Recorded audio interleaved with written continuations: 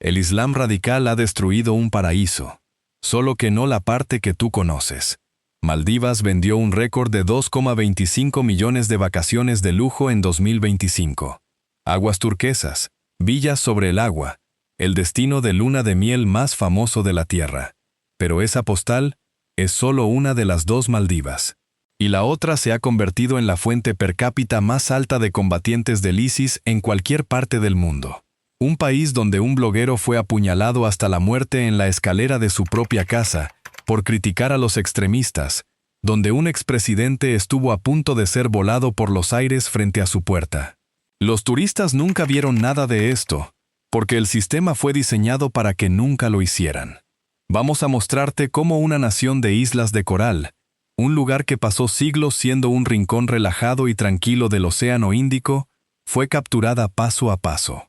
Cómo empezó a producir yihadistas más rápido por persona que casi cualquier país del planeta. Y cómo, para abril de 2026, la factura de todo esto estuvo a semanas de llevar a la bancarrota al estado entero. Esta es la oscura caída de Maldivas, la destrucción del paraíso para todos, excepto para quienes pagan por visitarlo. Comencemos con la ilusión, porque la ilusión es magnífica. Conoces las imágenes: el hidroavión girando sobre un anillo de coral, la villa sobre pilotes, el suelo de cristal, la piscina infinita privada que se funde con el horizonte. Toda una industria global existe para venderte esos 30 segundos de metraje. Y en 2025, funcionó mejor que nunca. Ese año, Maldivas registró las mejores cifras de turismo de su historia. 2,25 millones de llegadas internacionales, un aumento de casi el 10% en un solo año, con ingresos por turismo proyectados por encima de los 5.400 millones de dólares estadounidenses. Solo diciembre de 2025 batió todos los récords mensuales que el país había establecido, con más de 224.000 visitantes aterrizando en solo 31 días. Aproximadamente 3 de cada 4 de esos turistas se alojaron en un resort, una de las más de 100 islas privadas donde el champán está frío, el agua está tibia como la de una bañera y nada está prohibido. China recuperó su lugar como la principal fuente de visitantes, con Gran Bretaña y Rusia muy cerca. Los influencers filmaron aterrizajes de hidroaviones. Los recién casados reservaron villas que costaban más por noche de lo que muchas familias maldivas ganarían en meses. Según todas las métricas que importan a la industria, el paraíso nunca había sido tan rentable. Pero esto es lo que los folletos omiten. Si sales de esa isla resort, cruzas unos cientos de metros de laguna hasta donde viven los verdaderos maldivos, y entras en un universo legal diferente. La Constitución declara el Islam como religión de Estado. Pero va más allá. Un no musulmán no puede ser ciudadano de Maldivas en absoluto. La práctica abierta de cualquier otra fe está prohibida, y la importación de materiales religiosos para algo más allá del uso personal privado puede resultar en la deportación de un visitante. El alcohol que se sirve libremente en el bar de la piscina llevaría a un local a la cárcel en la isla vecina. El bikini en la playa del resort se convertiría en un delito contra el orden público en una isla habitada. Entonces, ¿cómo es esto legalmente posible? Bueno, a través de una de las piezas de ficción administrativa más cínicas del planeta. Las islas resort están clasificadas como deshabitadas, sin residencia permanente, sin comunidad, sin jurisdicción religiosa local, solo un hotel flotando en un limbo legal donde las reglas que rigen a cada ciudadano maldivo simplemente se desactivan en el muelle. Un país, 2 códigos de reglas, y la frontera entre ellos es un tramo de agua turquesa que los turistas fotografían y en el que casi nunca piensan. Esa separación es la clave de toda esta historia. Las islas resort están legalmente aisladas, lo que significa que el dinero seguía fluyendo sin importar lo que les sucediera a las personas. Y lo que les sucedió a las personas es una de las capturas ideológicas más dramáticas de la era moderna, porque Maldivas no siempre fue así. De hecho, durante la mayor parte de su historia, fue casi lo contrario. Si cavas debajo de la arena de estas islas, literalmente, encuentras una civilización diferente. En la década de 1980, el explorador noruego Thor Heyerdahl El hombre detrás de la expedición Kon-Tiki excavó sitios en todo el archipiélago y descubrió estupas budistas, tallas de coral del Buda y complejos de templos en capas que apuntaban a más de 1000 años de cultura budista ligada a las grandes redes monásticas de Sri Lanka. Algunos montículos por los que los isleños habían caminado durante generaciones resultaron ser los restos enterrados de monasterios. El paraíso, resulta, tiene un pasado oculto. Y en las décadas siguientes, las autoridades mostraron notablemente poco entusiasmo por desenterrarlo, restringiendo las excavaciones mientras la historia oficial del país comenzaba convenientemente en el siglo XII. En 1153, las islas se convirtieron al Islam bajo la influencia de comerciantes árabes que dominaban las rutas del Océano Índico. Pero lo que importa es esto. Durante los siguientes 8 siglos, el Islam maldivo fue famosamente relajado. Se mezcló con las tradiciones marineras, las costumbres locales, la música, la danza, el folclore. Los isleños conservaron su propio idioma, su propia vestimenta, sus propios ritmos de vida. Aunque construida alrededor del barco y la marea, las mujeres ocupaban un lugar importante en la sociedad isleña. Maldivas incluso fue gobernada por sultanas, monarcas femeninas en la era medieval, algo casi inaudito en el mundo islámico más amplio de la época. Viajeros extranjeros a lo largo de los siglos describieron a los isleños como gente tranquila y hospitalaria, no fanáticos. Lo que se predicara en capitales lejanas, la fe de Maldivas siempre perteneció a Maldivas. Entonces, la pregunta que debería formarse en tu mente es bastante simple. ¿Cómo una cultura así, 1000 años de budismo seguidos de 800 años de un islam isleño relajado, se convierte en uno de los exportadores de yihadistas más eficientes del mundo? Bueno, la respuesta llega en 3 oleadas: un dictador, un desastre y una inundación de dinero extranjero. El dictador llegó primero. En 1976, Maumoon Abdul Gayoom tomó el poder y lo mantuvo durante 30 años, 6 mandatos consecutivos, convirtiéndolo en uno de los líderes de más larga duración de Asia. Gayoom no era un hombre fuerte cualquiera. Educado en Al-Azhar de Egipto, una de las sedes más prestigiosas del aprendizaje islámico, fusionó el poder político y la autoridad religiosa en un solo cargo. El Estado decidía lo que significaba el Islam.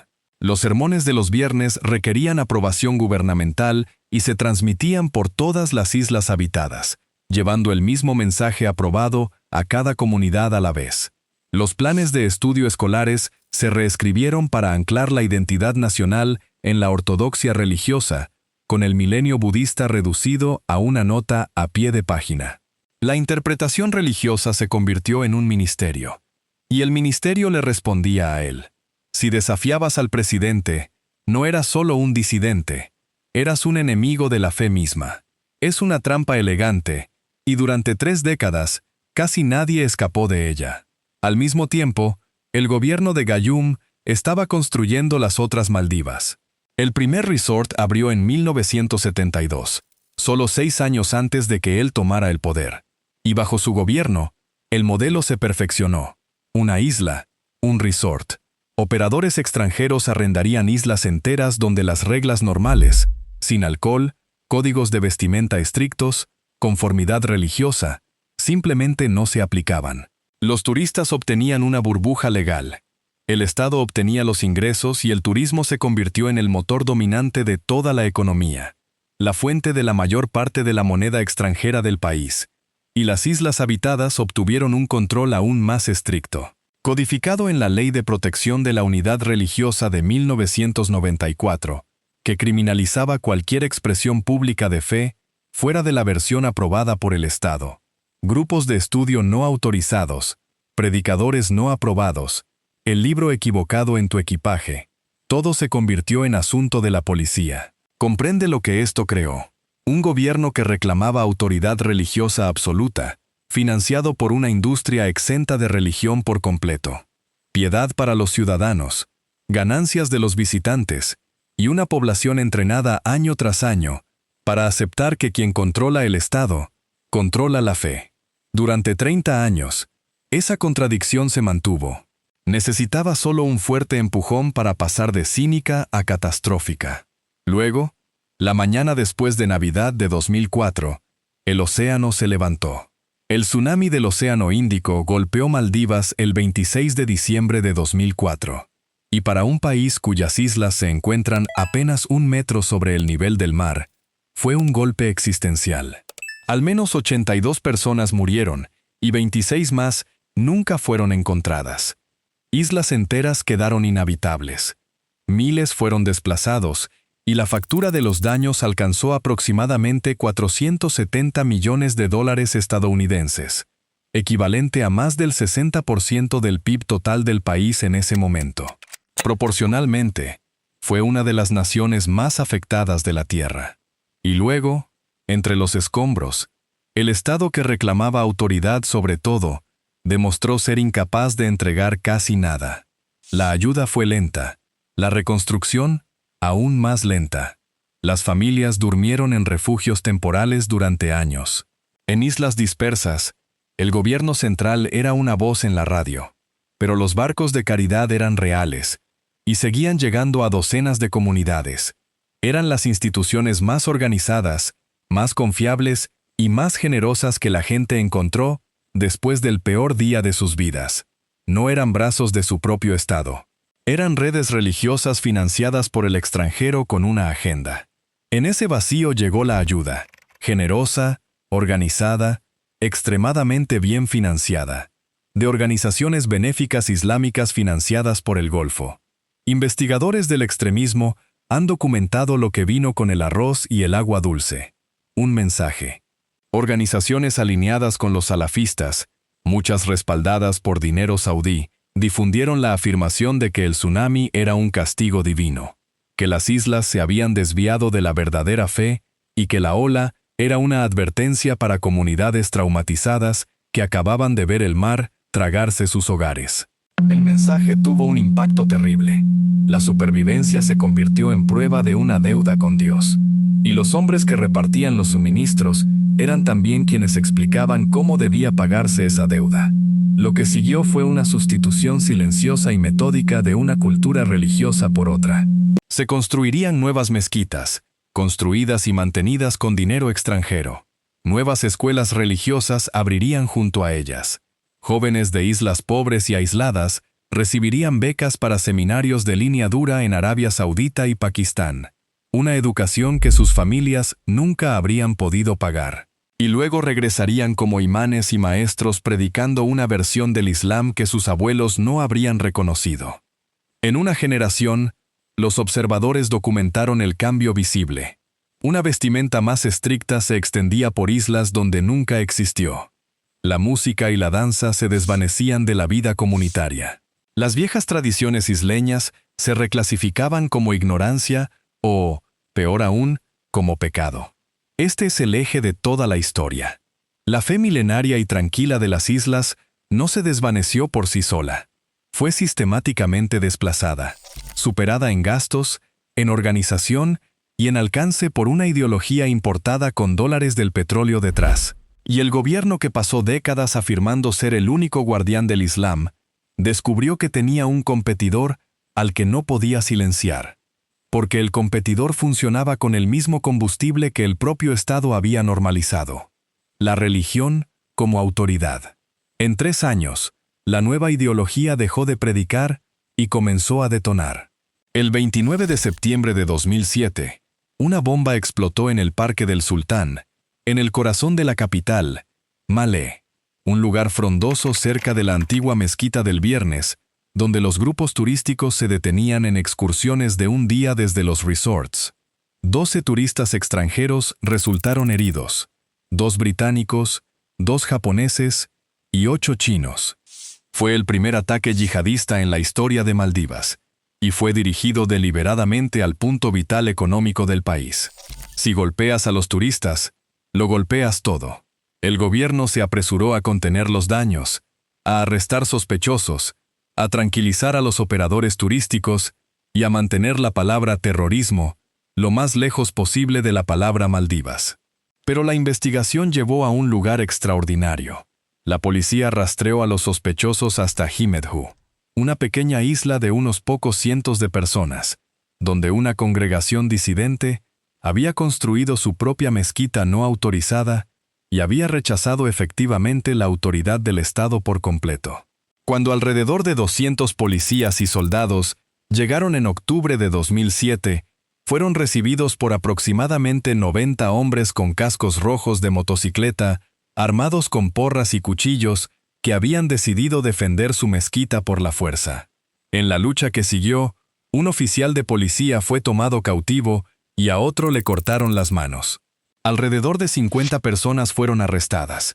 Semanas después, imágenes filmadas dentro de esa mezquita durante el enfrentamiento aparecieron en un foro web vinculado a Al-Qaeda, insertadas en un video de reclutamiento con un mensaje escalofriante.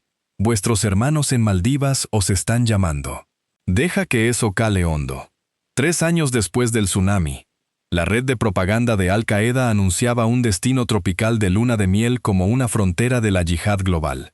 Y los turistas que tomaban cócteles a un corto viaje en hidroavión no tenían ni idea. Tampoco se iban a enterar, porque el instinto primordial del gobierno después del ataque en el Parque del Sultán fue proteger la marca, minimizar, contener, tranquilizar a los operadores turísticos.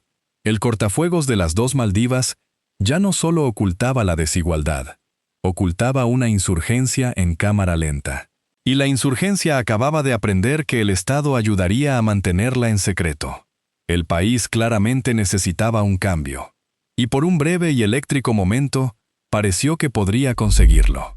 En octubre de 2008, Maldivas celebró sus primeras elecciones multipartidistas, genuinamente competitivas, y sucedió lo impensable. Gayoom perdió. El ganador fue Mohamed Nasheed, un experiodista y preso político que había sido encarcelado repetidamente y torturado bajo el antiguo régimen. Un hombre que Amnistía Internacional una vez adoptó como preso de conciencia. Se convirtió en el símbolo de unas Maldivas diferentes, democráticas, abiertas, modernas.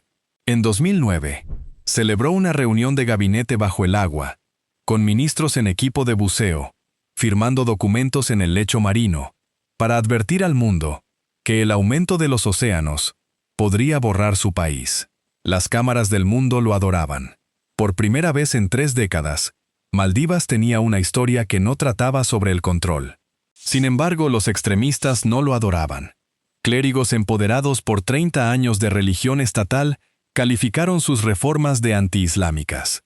Los políticos de la oposición, incluidos los leales al antiguo régimen, esperaron su momento y descubrieron que la indignación religiosa era el arma más barata y efectiva del arsenal. Cada disputa política podía ser reformulada como una lucha por la fe. Y en diciembre de 2011, grandes multitudes se manifestaron en Malé para defender el Islam contra su propio presidente electo. Semanas después, en febrero de 2012, secciones de la policía se amotinaron y tomaron el centro de la capital. Rodeado y sin opciones, Nasheed dimitió en directo por televisión. Una dimisión que él describió inmediatamente como un golpe de Estado llevado a cabo a punta de pistola. La democracia en Maldivas había durado apenas 3 años. Y aquí está la lección que las élites del país extrajeron de ello. La lección que explica todo lo que siguió. La religión gana. Quien se monta en la ola de la ira religiosa toma el poder. Y quien se interpone en su camino es destruido. Las fuerzas que rompieron la primera presidencia democrática del país, la religión politizada, las redes radicalizadas, los políticos dispuestos a explotar ambas, estaban a punto de llevar a Maldivas a un lugar mucho más oscuro. Y lo que siguió lo demostró. En 2013, la presidencia pasó a Abdullah Yameen, el hermanastro de Gayoom, y la vieja maquinaria volvió a rugir con nuevas mejoras. Nasheed fue procesado bajo la legislación antiterrorista en 2015, sentenciado a 13 años en un juicio condenado por gobiernos y grupos de derechos humanos de todo el mundo, y terminó en el exilio. Jueces, periodistas, rivales, todos fueron encarcelados o expulsados, y 2 nuevas alianzas definieron la era: lazos religiosos y financieros más profundos con Arabia Saudita, y una ola de préstamos de China que conectó al país con megaproyectos de miles de millones de dólares. Recuerda ese detalle: la ideología y la deuda. Las dos fuerzas que pondrían a Maldivas de rodillas para 2026 fueron ambas sobrealimentadas en la misma década, por el mismo gobierno. Porque todo lo que has visto hasta ahora, la dictadura, el desastre, la ideología importada, la democracia rota, fue solo la preparación. El resultado es una única estadística tan extrema que cuando los analistas la calcularon por primera vez, parecía un error tipográfico. Puso a esta pequeña nación de luna de miel en informes de inteligencia en Washington, Delhi y Londres, y todavía es casi completamente desconocida para los millones de personas que vuelan allí cada año. Si esta explicación te resulta valiosa, te invitamos a suscribirte a Tablero Rojo, porque lo que sigue es la parte de la historia que casi nadie fuera de Maldivas conoce, y es la razón de ser de este video. Aquí hay un número que debería estar en todas las portadas del mundo. Según cifras oficiales recopiladas por investigadores, al menos 423 maldivos intentaron viajar a Siria e Irak para unirse a grupos yihadistas, y al menos 173 de ellos llegaron al campo de batalla, de una población ciudadana de menos de 400. Haz los cálculos. Maldivas está produciendo combatientes extranjeros a una tasa de aproximadamente 1 por cada 2.000 ciudadanos, una tasa que los economistas que estudian el reclutamiento del ISIS sitúan en segundo lugar en todo el mundo, solo por detrás de Túnez, con alrededor de 500 combatientes por millón de personas. El gobierno de Estados Unidos ha ido más allá, informando que Maldivas ha aportado el mayor número de combatientes extranjeros per cápita a organizaciones terroristas, incluyendo tanto al ISIS como a Al-Qaeda. Las islas de luna de miel, las villas sobre el agua de Maldivas, no eran solo jóvenes solitarios que se escabullían por la noche. Los investigadores documentaron familias enteras partiendo juntas, maridos, esposas, hijos, vendidos con la promesa de una vida más pura en el llamado califato. La cadena de reclutamiento pasaba por las grietas que el propio sistema había creado, barrios superpoblados en Malé, donde jóvenes se movían entre el desempleo, las pandillas y la prisión. Islas aisladas, donde un predicador financiado por el extranjero era la voz más poderosa en 100 kilómetros a la redonda, y un plan de estudios nacional que pasó décadas enseñando obediencia a la autoridad religiosa. Los reclutadores del ISIS no tuvieron que construir nada en Maldivas, solo tuvieron que cosechar lo que ya estaba sembrado. La amenaza nunca se quedó en el extranjero. En abril de 2020, el ISIS reivindicó formalmente su primer ataque en suelo maldivo, un incendio provocado en barcos que vinculó al gobierno, y lo siguió con llamamientos publicados para que los maldivos siguieran luchando en casa. En 2019, el propio jefe de policía del país ya había revelado que hasta 1.400 personas dentro de Maldivas se adherían a la ideología del ISIS. En un país tan pequeño, esto es el equivalente a una red extremista de más de 1 millón de personas en los Estados Unidos. Y para enero de 2024, el gobierno se enfrentó a un nuevo dilema imposible. ¿Qué hacer con las viudas y los hijos de los combatientes que están varados en campamentos sirios, ciudadanos del paraíso esperando volver a casa? Las personas que intentaron exponer todo esto pagaron el precio. Yamin Rashid era un joven bloguero e ingeniero de software, famoso por sus críticas agudas, divertidas y valientes tanto a políticos corruptos como a extremistas violentos. Su blog, The Daily Panic, se burlaba de los poderosos en un país donde burlarse de los poderosos se había vuelto letal. Denunció amenazas de muerte a la policía una y otra vez. Y la policía no hizo nada. El 23 de abril de 2017, fue seguido hasta la escalera de su propio edificio de apartamentos en Malé y apuñalado hasta la muerte. Tenía 35 años. Grupos de derechos humanos de todo el mundo exigieron justicia.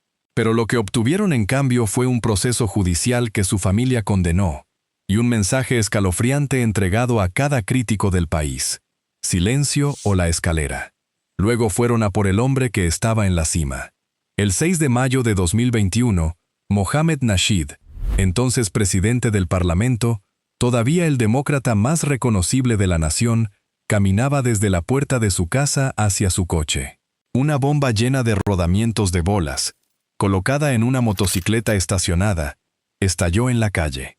Nasheed apenas sobrevivió, soportando horas de cirugía para extraer metralla de sus pulmones e hígado.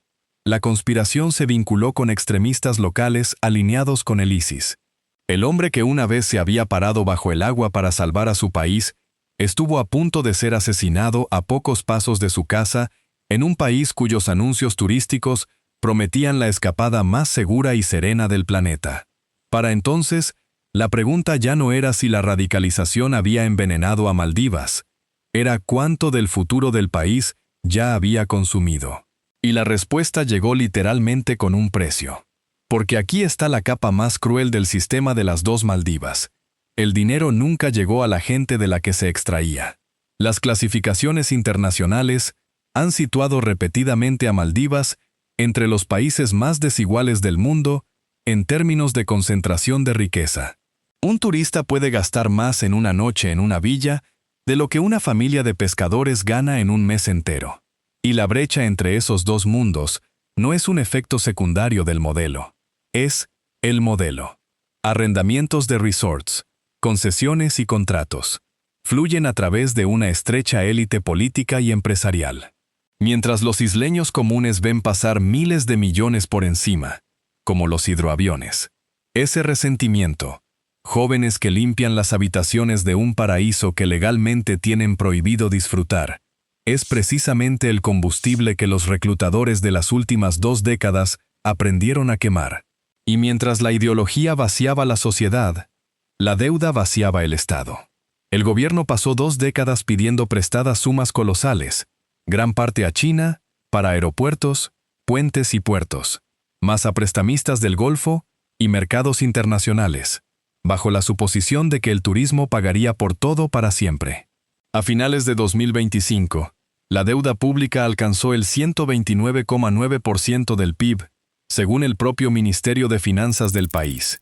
En 2026, más de $1.000 millones en pagos de deuda externa vencían en un solo año. Más de 1/10 parte de la economía total para una nación que importa casi todo, incluso alimentos y combustible. En el centro de todo, un bono islámico, Sukuk, de $500 millones, que vencía en abril de 2026. A finales de 2024, el mundo financiero observaba a Maldivas como se observa un coche derrapando hacia un precipicio. Moody's rebajó la calificación del país a territorio basura en septiembre de 2024. Fitch la calificó como C, un escalón por encima del impago. El precio del bono se desplomó por debajo de los 70 céntimos por dólar, mientras los operadores apostaban a que estaban a punto de presenciar la historia. El primer impago soberano de un bono islámico jamás registrado. En un momento de septiembre de 2024, las reservas de divisas utilizables apenas cubrían un solo mes de importaciones. La geopolítica del rescate estaba llena de ironía. El presidente Mohamed Muizu había ganado las elecciones en 2023 con una campaña de India fuera, exigiendo la retirada del personal militar indio e inclinándose fuertemente hacia Beijing. Sin embargo, cuando el dinero se agotó, China se mantuvo en silencio ante las mayores solicitudes, y fue India quien lanzó el salvavidas, un paquete de swaps de divisas por aproximadamente $750 millones en octubre de 2024. Esto al menos le dio algo de tiempo al gobierno. El presidente que hizo campaña contra Nueva Delhi fue salvado por ella. Mientras tanto, su gobierno subió los impuestos turísticos, recortó los salarios oficiales y fue puerta por las capitales del Golfo, pidiendo ayuda que en su mayoría nunca llegó. Y luego, en abril de 2026, Maldivas pagó el Sukuk. Pero mira cómo lo hizo. Drenó $350 millones de su Fondo de Desarrollo Soberano, el Nido Nacional, dejándolo con unos $21 millones, y sacó otros $175 millones de las reservas. Las reservas brutas se desplomaron de $1.300 millones en marzo de 2026 a $718 millones a finales de abril. En junio de 2026, Fitch mejoró la calificación del país un escalón por evitar el impago, mientras advertía al mismo tiempo que las reservas cubrirían menos de un mes de pagos externos, con otros 535 millones de dólares adeudados antes de finales de 2026. Los propios documentos fiscales del país calificaron 2026 como el año más difícil en materia de deuda de su historia. Mantén esos dos hechos juntos. El mejor año turístico que el país jamás haya registrado. 2,25 millones de visitantes, más de 5.000 millones de dólares fluyendo, y un Estado que tuvo que vaciar su propia hucha en los mismos 12 meses para evitar convertirse en la primera nación en la historia en incumplir un bono islámico. Así es como décadas de captura se ven en un balance. Ingresos récord del paraíso entrando por la cima, y casi nada de ello convirtiéndose en un país resiliente por debajo. Porque durante 50 años, el dinero se destinó a megaproyectos, clientelismo y la política de control religioso, todo excepto las escuelas, industrias e instituciones que convierten los ingresos en un futuro. Lo que nos lleva a la situación de Maldivas en 2026. Porque la historia no ha terminado, solo se está acelerando. El 4 de abril de 2026, el presidente Muizu sometió una enmienda constitucional a un referéndum nacional, pidiendo a los votantes que aprobaran la fusión de los calendarios electorales presidencial y parlamentario. Los votantes no solo lo rechazaron, lo enterraron con un 69% contra 31% en la participación electoral local más alta jamás registrada. Mientras la oposición arrasaba en las alcaldías de las 5 ciudades del país el mismo día, fue lo más parecido a un veredicto nacional que el sistema permite. Y el veredicto fue brutal. 3 días después, el 7 de abril, estallaron protestas en Malé, por las consecuencias del referéndum, por las purgas de gabinete, por las acusaciones que rodeaban al propio presidente, y seguían llenando las calles a finales de mayo de 2026, con manifestantes exigiendo abiertamente su dimisión. La respuesta del gobierno fue una señal de advertencia. En mayo de 2026, un tribunal de Malé encarceló a 2 periodistas durante 10 y 15 días después de que fueran sacados a la fuerza de una conferencia de prensa, por cuestionar al presidente sobre acusaciones planteadas en un documental de sus medios. El propio medio fue entonces excluido de las sesiones informativas oficiales. Pero nos sorprende. Organizaciones de libertad de prensa de todo el mundo condenaron la represión. Un Estado construido sobre el control de lo que la gente puede creer, estaba ahora, predeciblemente, endureciendo el control sobre lo que la gente puede informar. Y debajo de ese fuego político, la enfermedad original, todo sigue ahí. Los investigadores continúan señalando la misma cadena. Jóvenes sin recursos en islas abarrotadas, predicadores financiados desde el extranjero, combatientes retornados y sus familias esperando la reintegración, y un Estado que pasó 50 años enseñando a sus ciudadanos que religión y poder son lo mismo. Todas las condiciones que produjeron el flujo más concentrado de combatientes extranjeros del mundo siguen en pie. Ahora se superponen a una economía que funciona con las últimas reservas, un fondo soberano agotado, 500 millones de dólares en deuda con vencimiento en meses y un sistema político en guerra consigo mismo. Así que volvamos a donde empezamos, porque el título de este video merece un veredicto. El Islam radical ha destruido un paraíso, pero nunca actuó solo. Un dictador construyó la máquina que hizo de la fe una herramienta del Estado. El dinero extranjero reconfiguró lo que las islas creían, una mezquita y una beca a la vez. Políticos de toda índole alimentaron el fuego cada vez que les fue útil. Y el mundo siguió reservando villas, porque el sistema estaba diseñado para que las 2 Maldivas nunca se encontraran. La cultura milenaria que una vez hizo estas islas genuinamente especiales, tolerante, musical, marinera, sin prisas, es lo que realmente fue destruido. Las víctimas nunca fueron los turistas, fueron los maldivos. El bloguero en la escalera, el presidente frente a su puerta, las familias que vieron a sus hijos desaparecer en Siria y la generación que crece entre un tesoro agotado y una ideología cargada. Las playas siguen siendo perfectas, El agua sigue siendo turquesa. Y en 2025, más gente que nunca las visitó. Y el país detrás de la postal es más frágil de lo que ha sido en cualquier momento de su historia moderna. El paraíso nunca se perdió. Fue tomado. Pedazo a pedazo, sermón a sermón, préstamo a préstamo, de la 500.000 de personas que realmente viven allí. Ahora queremos saber tu opinión. ¿Podrán las Maldivas salir de esta espiral? ¿O la captura ha calado demasiado hondo como para revertirla? Y una pregunta más difícil. ¿Cuántos otros paraísos alrededor del mundo funcionan con la misma maquinaria oculta? Cuéntanos en los comentarios. Y si quieres comprender cómo las naciones ascienden, se degradan y caen antes de que llegue a los titulares, suscríbete a Tablero Rojo, porque el próximo colapso nunca se anuncia. Solo vende postales hasta el final.